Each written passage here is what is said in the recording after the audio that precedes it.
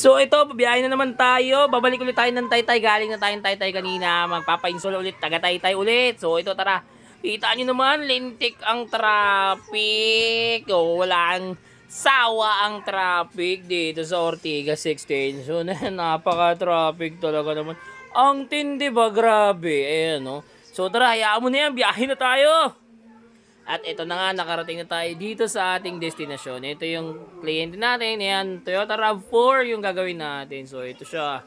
Ayan, oh, naka-basic 2 din siya. Gagawin natin Android head unit na yan. At nga pala, naka-sound setup. Ayan, tignan nyo ito. Silipin natin yung sound setup ni Bossy. Ngayon, oh, hindi lang basta sound setup. O, ayan, oh, Rockford yan. Baka Rockford yan. Oh, ang angas. So, tara, pisahan na natin to. Baklasin na natin to ng mabilisan lang para makapagtrabaho tayo at makauwi na maaga.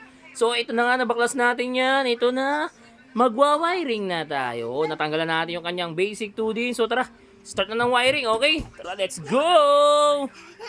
So, ito na nga. Ito na yung kinalabasan ng ating Android head unit sa kanyang Toyota RAV4. Ayan, oh. 9 inches Android retrofitting yung ginawa natin dito sa mga sasakyan. Gusto nyo mag-avail dyan. Meron tayong Android head unit. Ayan, oh. Pwede ka rito Waze, Netflix, YouTube, Google Map. Ano ba inaantay mo? Tara, upgrade!